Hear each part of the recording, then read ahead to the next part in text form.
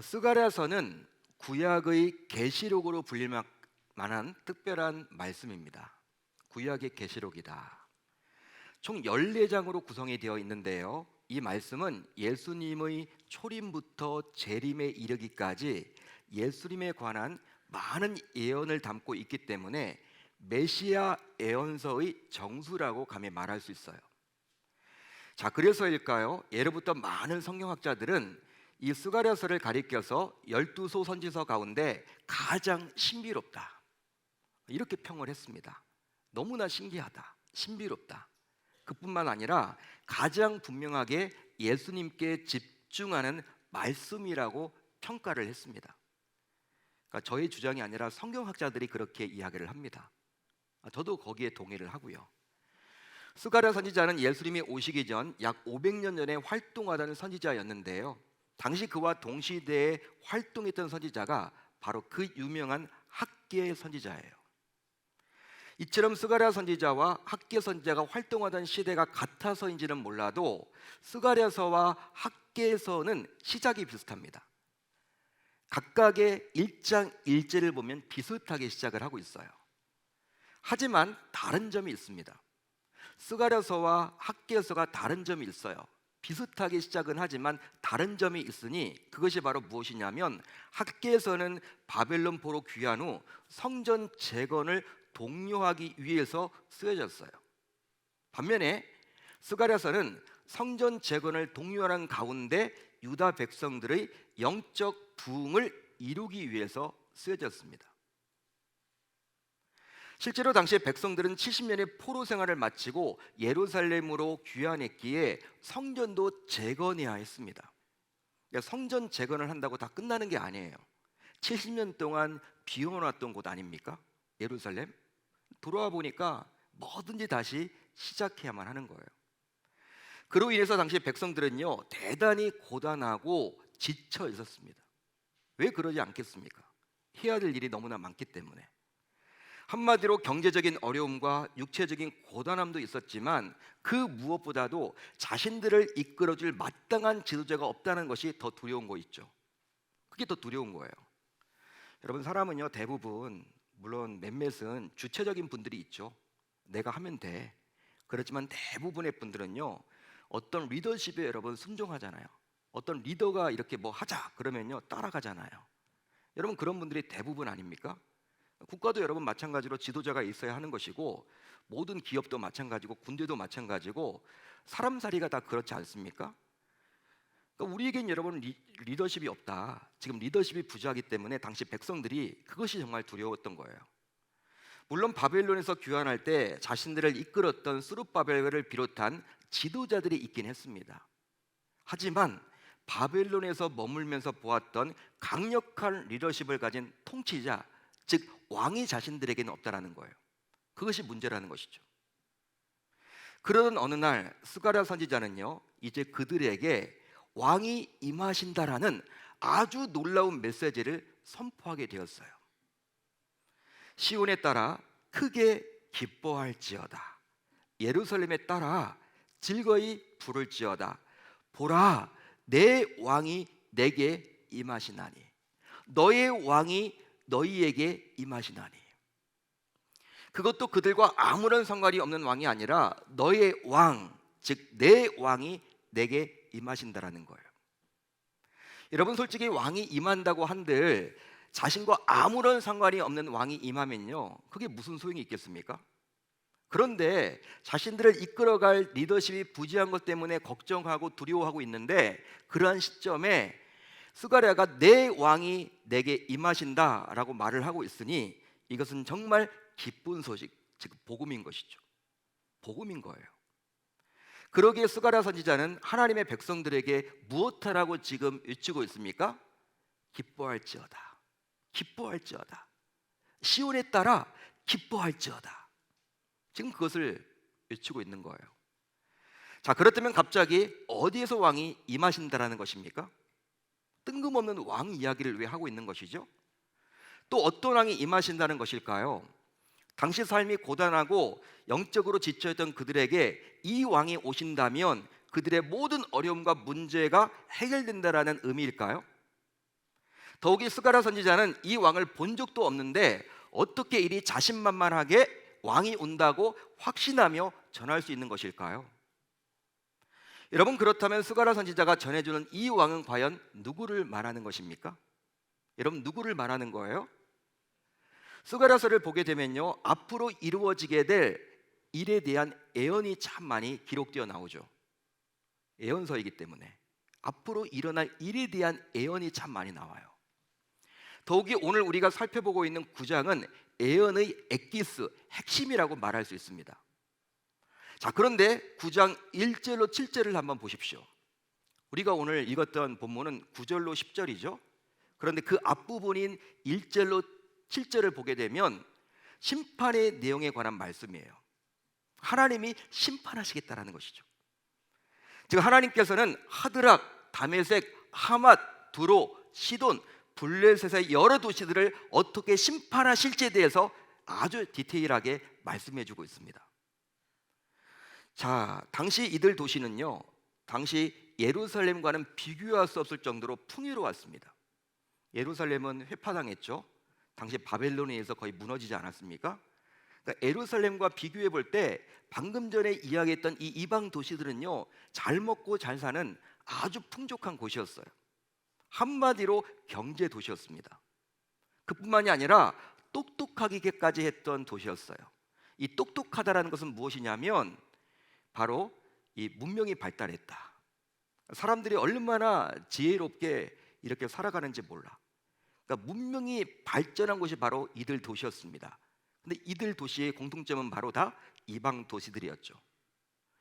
그런데 하나님께서는 결코 망하지 않을 것만 같은 이 도시들을 어떻게 하시겠다라는 거예요? 심판하시겠다라는 거예요. 여러분, 우리가 보면요, 야, 이 도시는 정말 너무나 풍족하네. 물이 마르지 않아. 야, 이 도시들은 끝내주네. 직장도 많네. 돈벌이가 되네. 야, 이런 곳에 머물면 행복하겠다라고 했던 그 도시들을 하나님께서 어떻게 하시겠다? 심판하시겠다라는 거예요. 그 내용이 바로 1절로 7절에 나와 있습니다. 자, 그런데요, 이런 스가랴 선지자를 통해서 하셨던 하나님의 심판 예언은 약 200년 뒤에 마게도냐의 알렉산더 대왕에 의해서 그대로 성취됩니다. 놀라운 사실이에요. 실제로 알렉산더 대왕은 하드락부터 시리아, 페니키아, 블레셋을 순서대로 점령함으로 심판의 예언이 그대로 이루어지게 된 거예요. 놀라운 사실이죠. 물론 성경에는 알렉산더라는 이름이 직접 언급되어 있지는 않습니다. 하지만 성경학자들에 따르면요, 이 9장 1절로 7절의 예언은 바로 알렉산더 대왕의 정복 내용과 정확하게 일치한다고 이야기를 해요. 따라서 스가랴서 9장 1절로 7절은 알렉산더 대왕의 정복을 예언한 것이라고 학자들은 이야기를 합니다. 더욱이 더 놀라운 사실이 있어요. 어떤 사실이 있느냐? 역사적으로 볼 때요, 이 알렉산더 대왕은 팔레스타인 지역을 전부 점령했습니다. 여러분, 역사책을 보시면 알겠지만 이 알렉산더 대왕이 대단했죠. 페르시아를 물리치지 않았습니까? 그 강했던 페르시아를 물리치고 이제 그쪽 지역을 다 제패하게 되었어요. 근데 북아프리카부터 해서 이 중동 지역을 넘어서 거의 인도 윗부분까지 다 점령을 했습니다. 대단한 여러분 왕조였죠. 그게 여러분 알렉산더 대왕이었어. 그런데 우리가 역사를 보게 되면 알렉산더 대왕이 희한하게도 중동 지방, 이 팔레스타인 지역을 다 점령했는데 이 예루살렘만큼은 점령하지 않았거든요. 그냥 지나쳤거든요. 그런 내용이 오늘 8절에 나와요. 자, 8절을 보면요, 그대로 스가랴 선지자를 통해서 이미 예언되었었어요. 내가 내 집을 둘러 진을 쳐서 적군을 막아 거기 왕래하지 못하게 할 것이라. 하나님께서 지금 스가랴 선지자를 통해서 예언을 해주고 있는데, 자, 이 구절에 나와 있는 내 집은 바로 무엇을 말하는 것입니까? 하나님의 입장에서 보세요. 내 집은 바로 무엇을 말하는 거예요? 예루살렘에 있는 스룹바벨 성전. 솔로몬 성전은 무너졌고 이제 다시금 재건될 스룹바벨 성전. 여러분, 하나님은요, 일반 역사가들은요, 이제 그 예루살렘이 뭐 별 볼 일 없기 때문에 이 마게도냐의 알렉산더 대왕이 그냥 지나쳤다. 뭐 거기 가서 힘을 뺄 필요가 없기 때문에 그냥 지나쳤다라고 세상 역사가들은 이야기를 해요. 그렇지만 하나님은 그게 아니라는 거야. 하나님은 그게 아니라 자신이 적군을 막아줬다라는 거예요. 예루살렘이 무엇이기 때문에? 내 집, 나의 집이기 때문에, 나의 집인 성전을 내가 봐서 지금 그 적군이었던 이 마게도냐의 알렉산더 대왕이 쳐들어왔을 때 자신이 진을 쳐서 막아줬다라고 분명히 예언을 해 놓았거든요. 근데 놀랍게도 200년 후에 이런 예언이 알렉산더 대왕에 의해서 정말 그대로 실현되었습니다. 그냥 지나치는 거예요, 여러분. 놀라운 사실이죠. 이처럼 하나님께서는 이방인이었던 알렉산더 대왕을 도구로 사용해서 대대로 그렇게 잘 나갔던 이방 도시들까지도 심판하시겠다라는 거예요. 하지만 이런 강력한 왕의 출현은 영토 확장 그 자체가 목적이다 보니 많은 희생이 뒤따랐고요. 또 심지어는 피정복민들은요, 감당하기 힘든 학대와 억압된 삶을 살아야만 했습니다. 여러분, 알렉산더 대왕이 뭐 역사를 보게 되면 위대한 왕이라고 다 칭송을 하지만 여러분, 자기가 그냥 땅을 넓히기 위한 목적이었어요. 다른 이유가 아닙니다, 여러분. 그러다 보니까 이 알렉산더 대왕의 정복을 받는 피정복민들은요, 얼마나 힘들었는지 몰라. 여러분, 왜 그러지 않았겠습니까? 강제로 나라를 빼앗는 것이니까. 자, 그런데 스가랴 선지자는 이제 오늘 말씀 9절 이하를 보세요. 9절 이하를 통해서 이런 세상의 왕과는 차원이 다른 진짜 왕이 오신다라고 말을 해주고 있어요. 진짜 왕이 오신다. 자, 그렇다면 스가랴 선지자가 말한 이 왕은 과연 누구를 말하는 것일까요? 누구일까요? 여러분들은 이미 답을 알고 계시겠죠. 바로 이 왕은 이 땅에 오셔서 저와 여러분들을 구원하실 메시아이십니다. 믿으시면 아멘, 동의가 되시면 아멘. 참된 왕 그리스도를 말하는 거예요. 즉, 이 메시아는 왕으로서 오신 예수 그리스도를 말하는데요, 실제로 그분은 죄악의 권세를 이기셨어요. 실제 그분은 죄악의 권세를 이기시고 승리하신 만왕의 왕으로 이 땅에 오셨죠. 왕으로 이 땅에 오셨다라는 거예요. 따라서 나를 구원하러 오신 너희 왕은 바로 누구를 말하는 것입니까? 예수 그리스도이십니다. 그러기에 스가랴 9장은 알렉산더 대왕과 예수 그리스도를 대조하여 극명한 차이점을 우리에게 보여주고 있어요. 세상 사람들이 최고의 왕이라고 여겼던 이 알렉산더 대왕과 그 왕이 진짜 왕이 아니라는 거예요. 세상 역사에서는 위대하게 칭송받지만 그 왕은 다음에 오실 예수 그리스도와 비교해 보면 별거 아니라는 거예요. 하나님이 지금 그 이야기를 해주고 있죠. 진짜 왕은 따로 계시다. 바로 알렉산더 대왕이 오고 난 300년 후에 이 땅에 오신 예수 그리스도를 말합니다. 바로 그 차이점은요, 참된 왕이신 그리스도 예수께서 왕의 모습을 버리셨기에 아주 극명하게 나타나요. 실제로 그는 왕이시면 모든 권세와 영광을 가지셨죠. 여러분, 하늘 보좌를 버리고 이 땅에 오셨지만 하나님의 아들 아닙니까? 여러분, 얼마나 권세가 있겠습니까? 얼마나 영광이 있겠습니까? 모든 것을 다 가지신 분 아니십니까? 그렇지만 그런 분이 우리를 위해서 스스로 낮아짐으로 왕의 모습을 친히 감추셨어요. 자, 그러다 보니 종종 사람들은요, 세상의 왕과 같은 화려한 모습을 기대했다가 그런 모습과 거리가 먼 그리스도의 모습을 보면서 참된 왕인지 몹시 헷갈려 하기도 합니다. 당시 여러분 사람들이 그랬죠. 예수님이 공생애를 할 때 메시아라고 이야기를 하시니까 메시아지 따라다니면서도 여러분 궁금증이 있고 정확하게 믿지 못하고 심지어 제자들까지도 이게 왕인가 헷갈려 할 때가 많았잖아요. 군중들도 마찬가지죠. 왜? 자신들이 보기에는 왕은 딱 생각해 볼 때 권위가 있어야 되고 파워가 있어야 되고 뭘 하든지 간에 정말 능력이 있어야 되는데 예수님의 모습을 보면 너무나 왕 같지가 않아. 왕 같지가 않아요. 그러다 보니까 당시 사람들이 헷갈려 했다라는 것이죠. 헷갈려 했다라는 것이죠. 그렇습니다. 그는 겸손하신 왕이셨어요. 그는 본래 하나님의 본체시나 하나님과 동등됨을 취하지 않으시고 오히려 종의 모습으로 우리 곁에 오셨습니다. 따라서 하늘 보좌를 버리시고 이 땅에 인간의 몸을 입고 성육신 하셨다는 그 자체가 바로 겸손의 극치인 거예요. 여러분 한번 생각을 해보세요. 여러분, 하나님의 아들이신 그분은요, 창조할 때부터 창조주셨어. 창조주가 인간의 몸을 입고 이 땅에 왔다는 것은요, 피조물이 되었다는 거예요. 여러분 한번 생각을 해보세요.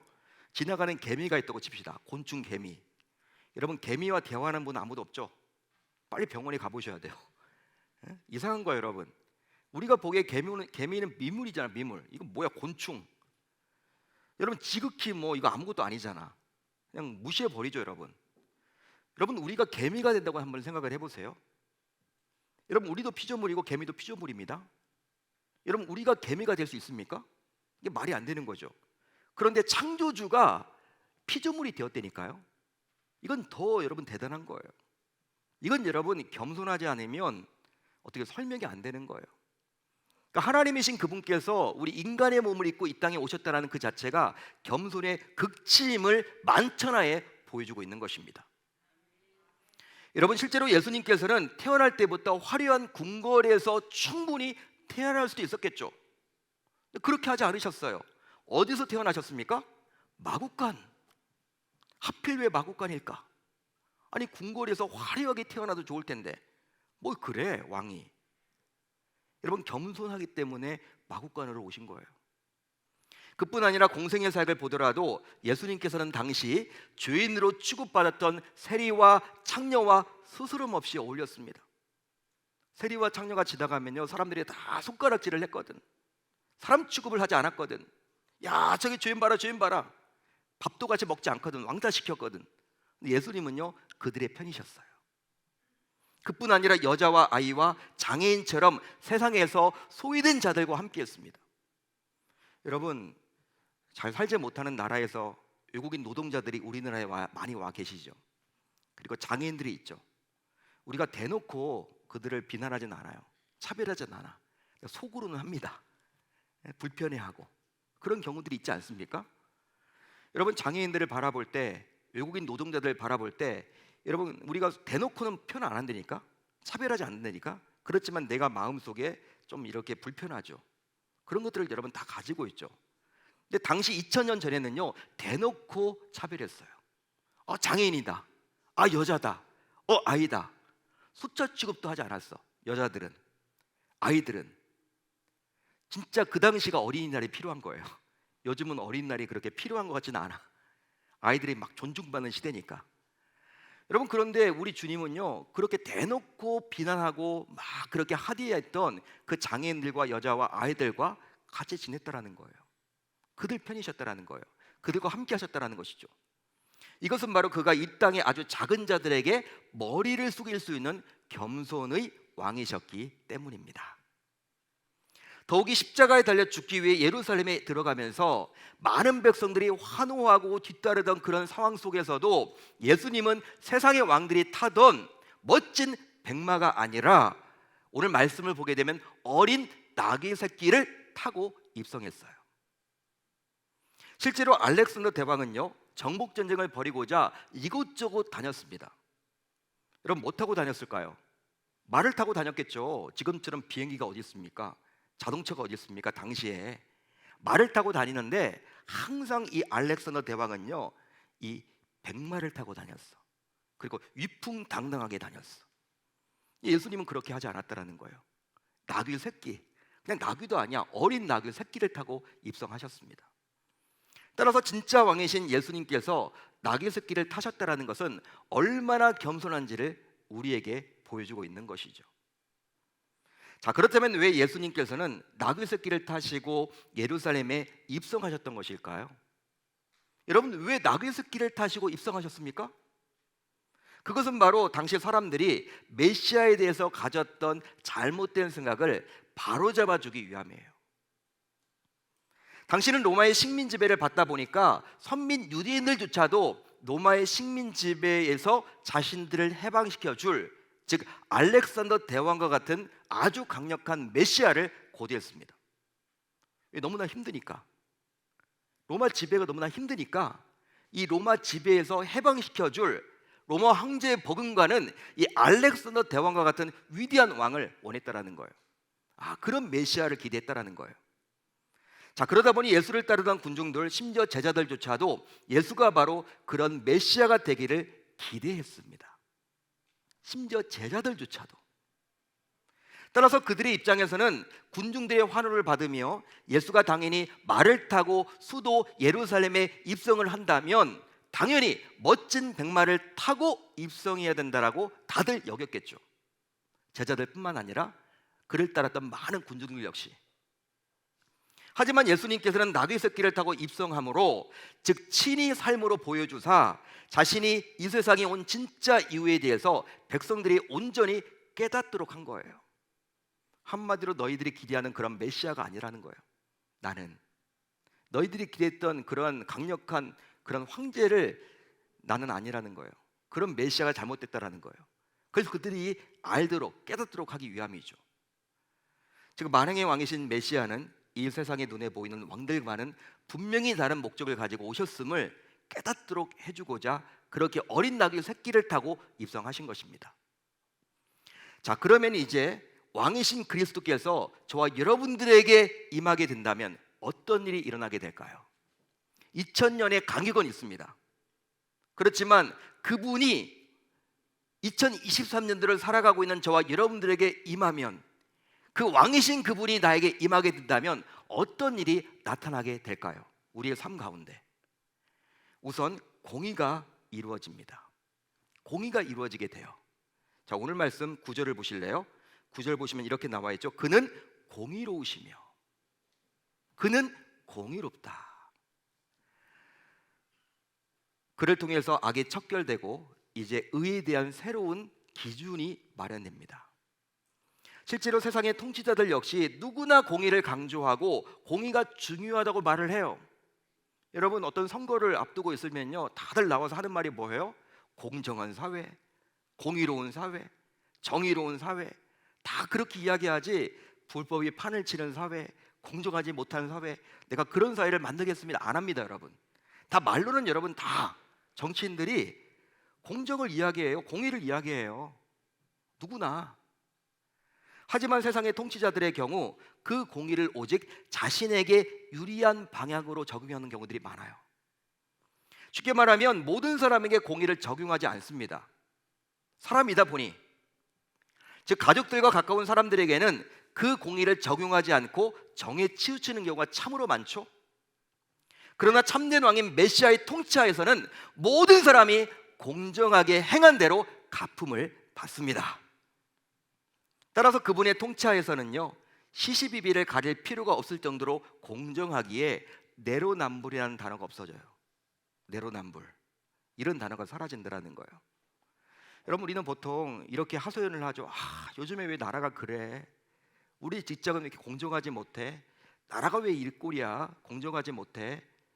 왜 삶의 영역에 다 이렇게 공정이 무너져 있어?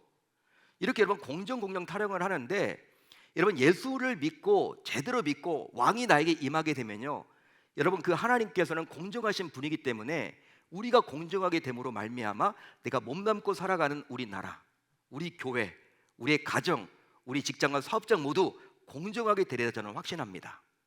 그게 된다라는 거예요. 그러니까 누구 탓을 할 게 아니라 그 왕이 나에게 임하는 것이 중요한 거예요. 왜? 그분은 바로 공정하신 왕이시기 때문에. 다음으로 구원이 완성됩니다.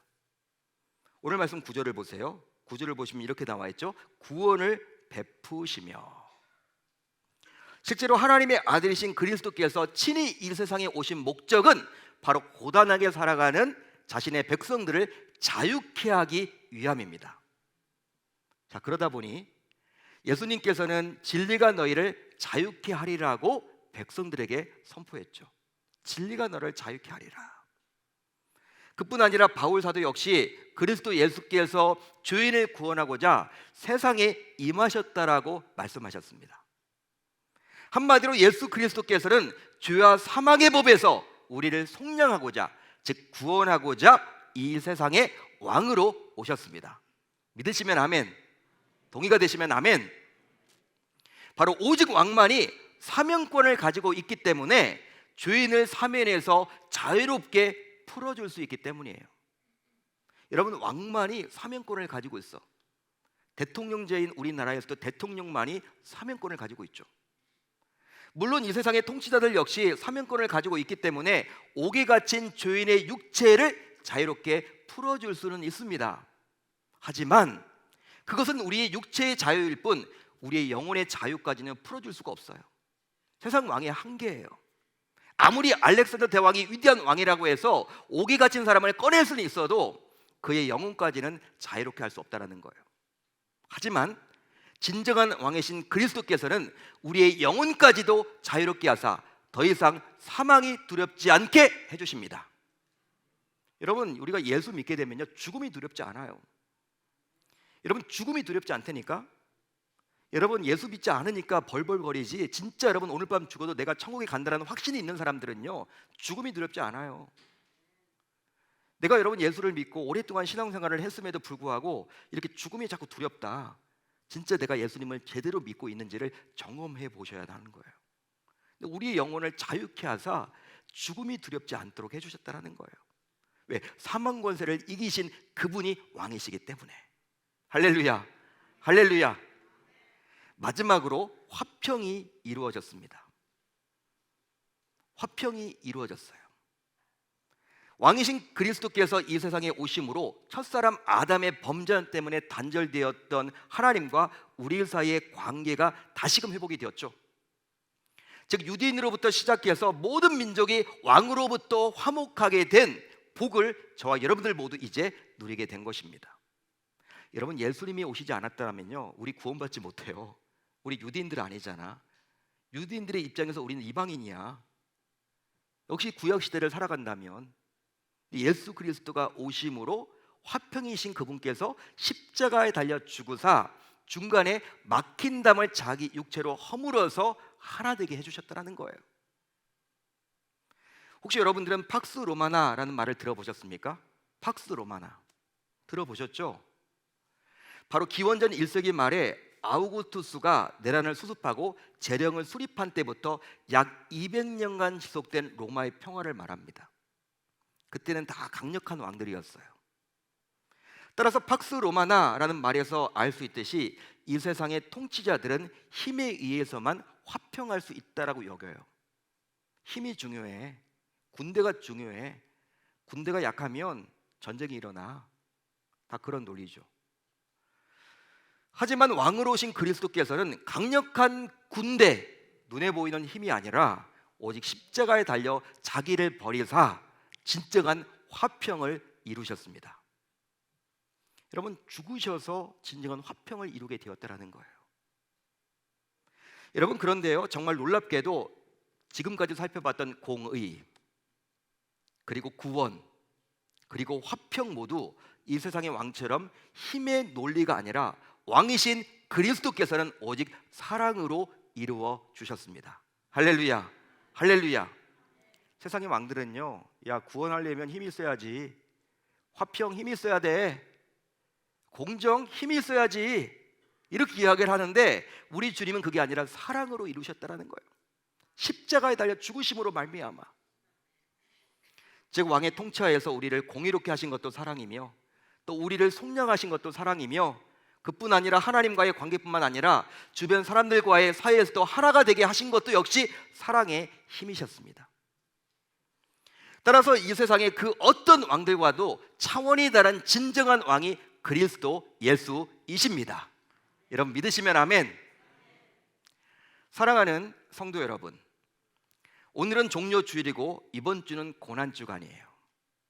종료주일이고 오늘은 이번 주간은 고난주간입니다. 그리고 돌아오는 주일은 부활주일이죠. 따라서 오늘부터 시작하여 이번 한 주간은 왕이신 그분께서 이 땅에 오셔서 신자인 저와 여러분들을 구속하고자, 구원하고자, 속량하고자 왕의 모습을 버리시고 십자가로 나아가신 시간입니다. 즉 자신이 감당해야 할 즉 왕으로서의 사명을 완수하고자 모든 것을 버리고 포기하시고 죽기까지 낮아지신 시간이에요. 따라서 오늘부터 시작되는 한 주간은 왕이신 그분께서 나에게 임하신 날입니다. 왕이신 그분께서 나에게 임하신 날이에요. 물론 2000년간의 그 갭은 있지만 그 2000년 전에 그 예수님께서 이번 한 주 나에게 임하는 거예요. 자, 그렇다면 신자인 우리는 이제 왕 앞에서 과연 어떤 모습으로 서야 할까요? 왕을 맞이하는 자세는 어떠해야 할까요? 혹시 내가 오히려 그분 앞에 권세자로 또 왕의 모습으로 서 있지는 않습니까? 여러분, 내가 왕이 되어서 하나님을 맞이하고 있지는 않나요? 예수님 앞에 섰는데 마치 내가 동급이라고 여기고 있지는 않나요?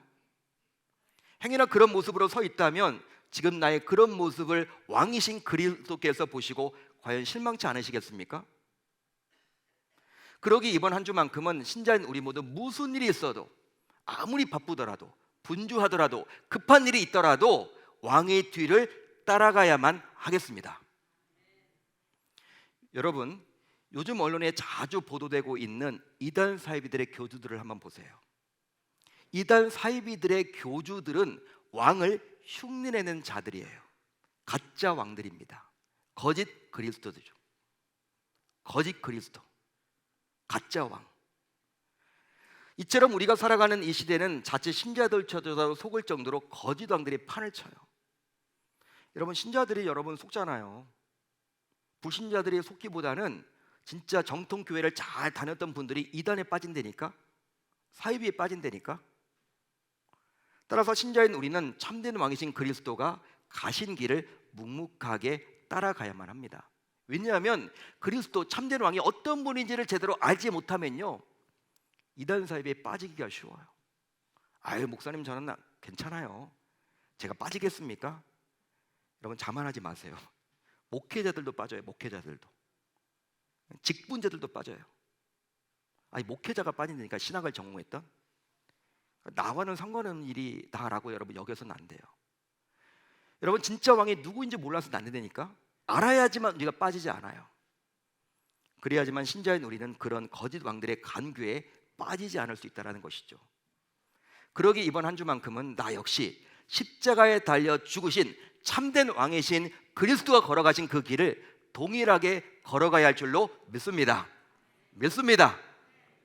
그러기 위해서 우리 공동체에 속한 우리 모두 이번 주에는 두 가지를 꼭 실천에 옮겼으면 좋겠어요. 두 가지. 지금 책자에는 6가지를 드렸지만 그거 다 하시고, 못하신다면 이 두 가지라도 하자고요. 두 가지. 제가 봐드렸어요. 우리가 두 가지라도 좀 하면 좋겠어. 기도하는 가운데 하나님이 우리 공동체에게 주신 메시지예요. 우선 내일부터 시작되는 특별 새벽 기도에 모두 동참해서 왕과 깊은 교제를 나누어야만 하겠습니다. 더욱이 다른 특세보다도 오히려 고난주간 특별 새벽 기도회는 왕과 함께 거니는 특별한 시간이에요.